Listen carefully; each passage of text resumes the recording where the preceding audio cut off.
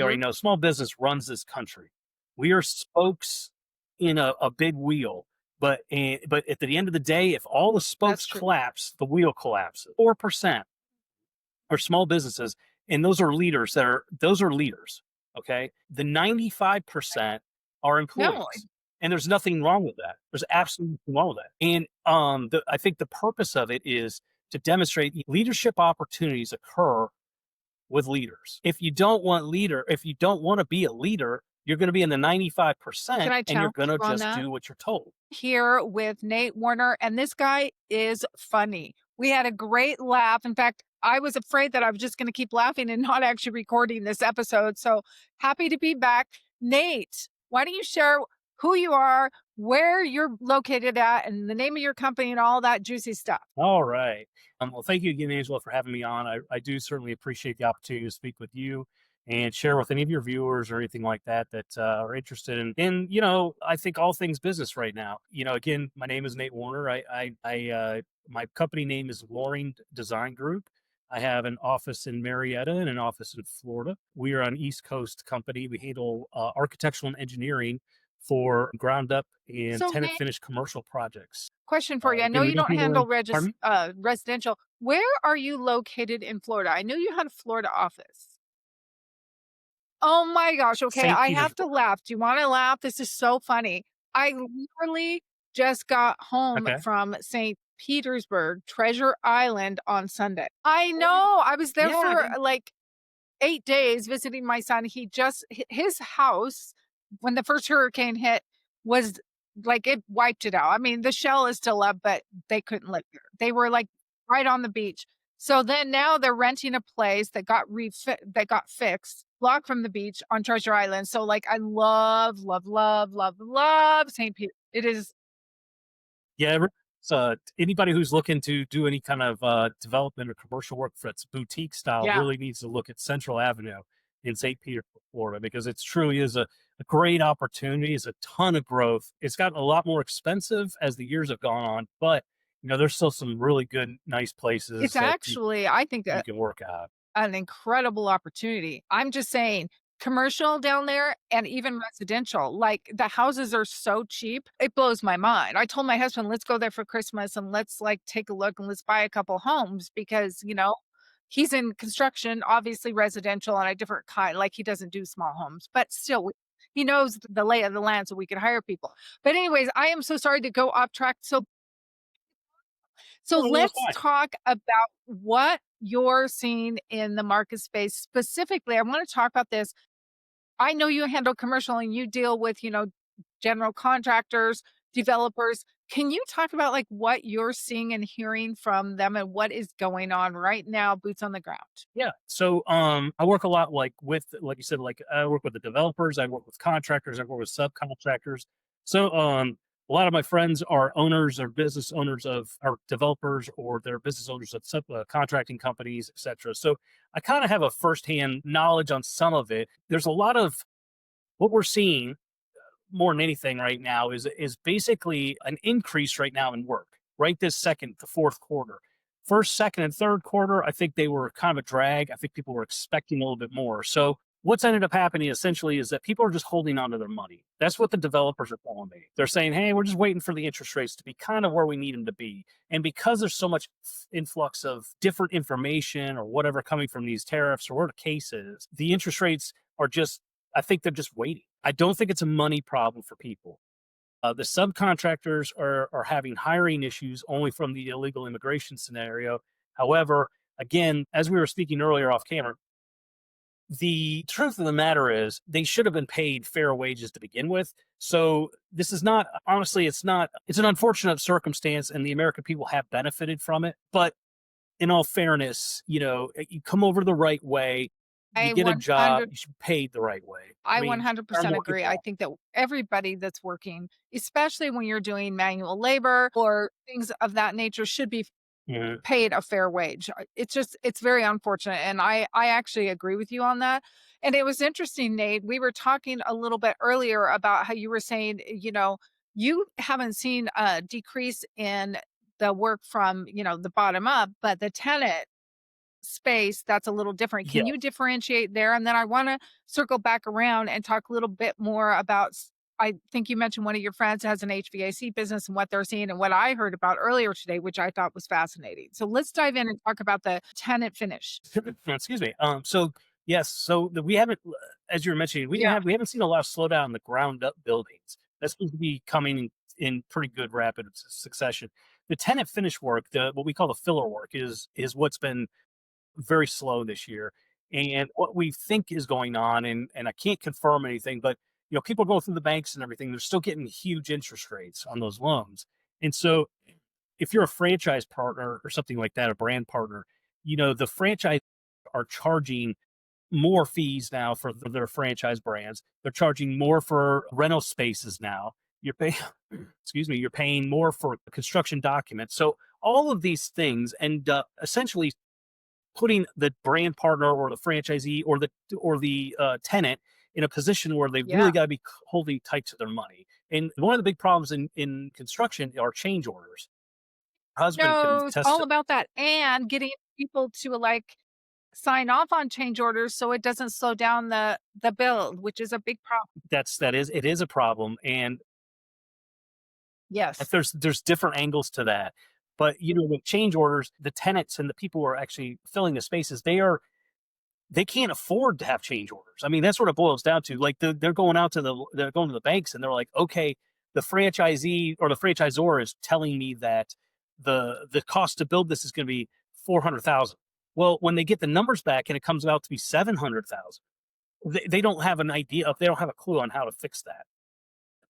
Honestly, it's really has nothing to do with the bank per se or the franchisee or the tenant. It has to do with the fact that people are ill Well, informed on the cost of things. and I That's actually what agree it with that, boils Nate, down because to. I don't think I had mentioned this to you. I actually have a business with my best friend, totally separate from what I'm doing here, what I normally do, marketing, sales, and AI. And we were looking at buying into a franchise, one that was already existing. And I'll tell you why. It's a very innovative type of gym thing. And we were looking at buying it from the people that wanted to sell it. And they had licenses for 2 other areas here in Las Vegas. And they're like, "Oh, yeah, you can develop it for 200,000." I thought, "No," like, something just didn't sit right with me with that. I'm like, "That just does not sound right." Like, it just does not sound right. And I'm not in the commercial, space. My best friend is, like, she does commercial real estate, and her family does all of that and investing, but at the end of the day, I'm like, "That doesn't feel good." And so, I'm like her and I both agree, no, we're not doing this. And it's so interesting to me that you're talking about how, "Oh, we have 400,000, but it's really 700,000." Well, who's gonna make up the 300,000, right? Yeah, I mean, look, I have to deal with this periodically when I'm dealing with new franchise companies. If really the unfortunate part is they don't franchising is an interesting That's business. I true. know we're not really going into that, but it is kind of an interesting business in the Yeah. way that it's shaped. Okay, you essentially you're a business owner, Yes. but you're buying somebody else's ideas, buying their concept. So you're more or I less an see where you're operator, going. not a business owner. I do. See what I'm saying with that? So the problem is the franchisor was a Mhm. former operator as well. Okay, so they've looked at and when they're looking at franchising, generally speaking, they don't start off and like, oh, I'm going to do 70 stores this Right. year. I mean, it's like, okay, I'm going to try one, I'm going to do two, three, four, whatever it is. And what ends up happening is they get into a spot where they're literally they're working off of numbers from 4 or 5 years ago, and it's just they don't keep up with that. And and that transfers over to the brand partner or the franchisee, and because of the fact that they don't know any different either, so they're getting unexpected information. I guess not unexpected. They're Which getting is yeah, and misinformation that's really at the tough, very and I beginning. can imagine because you provide your engineering and your architectural services, that must be a tough conversation to have with someone that's, purchased a license, they come to you and they wanna yeah, Yeah, yeah. I mean, I just had one a few weeks ago. It's a name brand came to me. You would think that they'd have all of their stuff together. yeah, I'm talking about from the franchising perspective. you would hope that they'd have everything together, but when they came to us, they'd already bought their licenses, they've already found a place to lease, and they already signed the lease. Okay, so I get the franchise license thing, cool, but signing a lease before you have anybody enter the space or Yeah. look at it or anything is not a good idea. To any listeners out there, if you're planning on renting a space, do not sign the lease until you have a contractor or an architect or engineer that can visit the site and give you an absolute true So, Nate, understanding of that's what you're why I dealing have with. you on here. Because That is yes, exactly why we go down these little rabbit holes. It's real raw truth, but that's the truth. Like, that's the real raw truth. Because if you're not on the flip side and you haven't done all the research, what's going on right now in the market space, you're shooting your own self in the foot, right? Like, that's just not, that's why I do this. well, and then let me educate the real estate agents out there in the world. While I know Well, that the yeah, it's how commission they is live. important, Yeah, it's important. Also important to get the right. tenant the right space. So the onus kind of falls on the real estate folks as well. They need to be able to come into it need to be able to look at a site and say with confidence, okay, yes, Mr. Tenant or Mrs. Tenant, you can do a retail spot here because you have 200 amps of power and that will work for a typical retail space.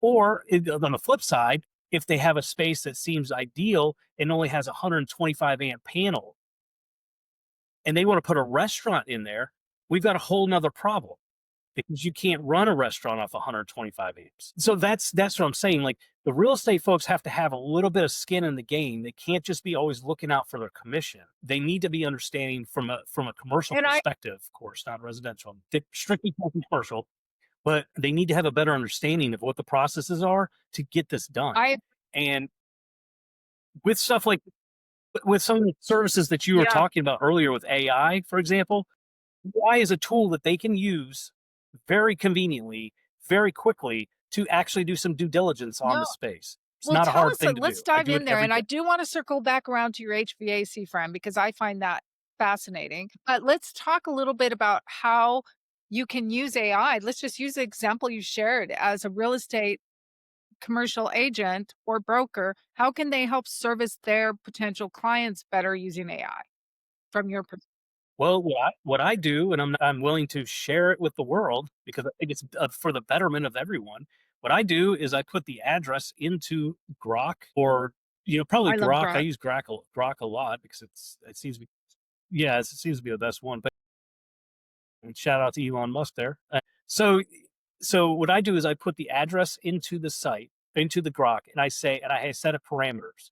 So I say, I need you to tell me what the existing, the zoning is for this particular location. Please include all the utility requirements or utility companies, provide the permitting requirements and any kind of overlays or anything that we need to discuss. Yeah, I basically put everything into the AI as far as what I'm looking for. So address, zoning, anything related to the building department. You can even put in there search for any updated documents that pertain to this location. So when you do that, you place it in there, and there's another way that people can do it as well. The AI makes it a lot easier, of course.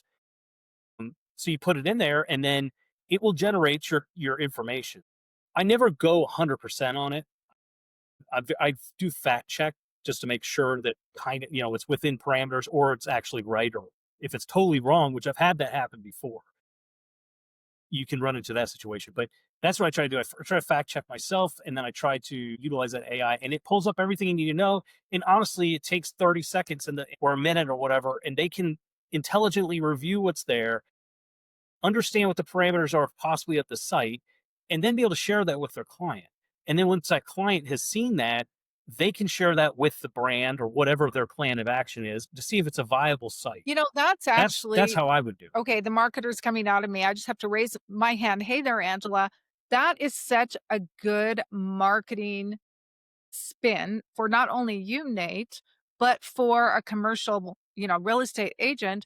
Hi, we're going to help you using AI to make sure that the space is viable for you. So come work with us. We can figure it out. We can do it faster. We can do it greater. And we're only going to show you spaces that actually meet your requirements. And a lot of times Yeah. Well, you get on Yeah. LoopNet. That's one of the commercial real estate things. And so, LoopNet and all this. It already does all that research for you. AI will do all that searching for you. But again, it doesn't have to be Right. something that everyone spends a bunch of time on. It's a way to utilize what's already coming down the pipeline. And frankly, we talked about there's a lot of things that I'm sure we could talk about AI, but in this certain situation, AI is a benefit. It really is. It's condensing the information so that you get a clear answer and you get it quickly, and then you can make decisions a lot faster. And to your point, if a real estate broker or agent uses that technique, whether or not they share how they got the information or not, if they have that information, it makes them a lot more viable, a lot not Well, it really valuable. I'm sorry, not does. viable, It valuable. does. So you just have to do a little bit better to But you know what? outperform your.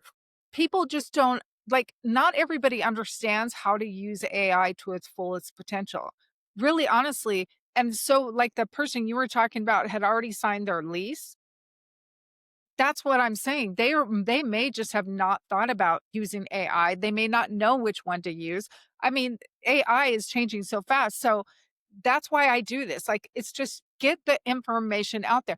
Like, here's a funny example. Now, this is AI in a totally different way because I was talking to a real estate broker today, principal, and I'm like, he was talking about how he was sharing with, because he teaches AI to his real estate agents, right? And people that are new and et cetera. And he was talking about how they could do all these things. And I'm like, well, yeah, I saw on TikTok last night a girl that was trying to get AI to show her how her clothes would fit together. And I'm like, she literally took pictures of all the clothes in her closet, put it into Chat GBT, made a bot, and it created this incredible thing for her. And I'm like, yeah, you could do that with real estate agents. Put your nice clothes in, it can give you what outfits to wear with what kind of people, like, you know, casual, different people, different strokes. But do you see what I'm saying? Like, I would have never, 100%. like, that had never crossed my mind.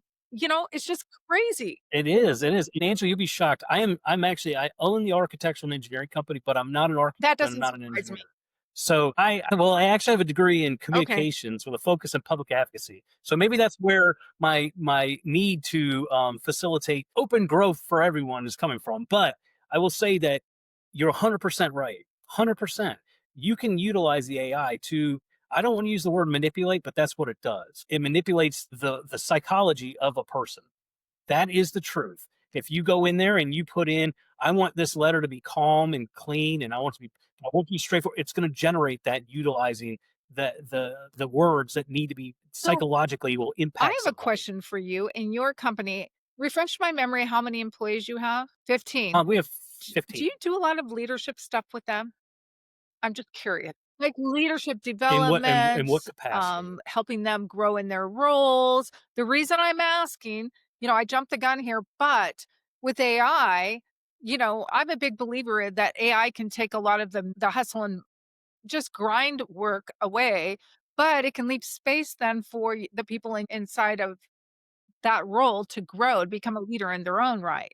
Um, So this may come off as just strange, say it. or I It's don't all know how good. this is going to come off. To be honest with you, but maybe you may have to edit it out. I don't know.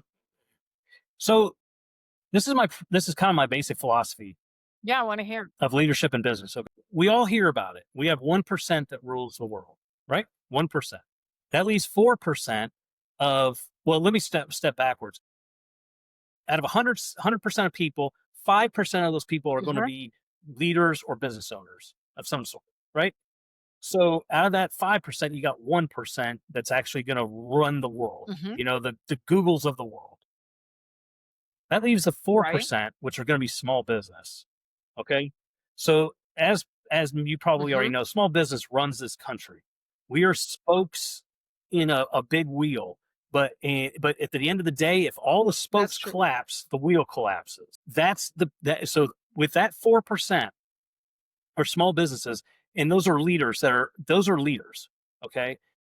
The 95% are No. employees, and there's nothing wrong with that. There's absolutely nothing wrong with that. And I think the purpose of it is to demonstrate leadership opportunities occur with leaders. If you don't want to be a leader, you're going to be in the Can 95%, I and you're challenge going to you on just that? do what you're told. So Have he's you doing ever fine. thought Yeah. that maybe even someone that's an employee could still be a leader in their own right, in their own area of expertise in that company and give them the Yes. capacity to grow? And AI takes all of the boring, mundane tasks away from them and gives them that space to like develop into a leader. I think that that's what companies could grow better.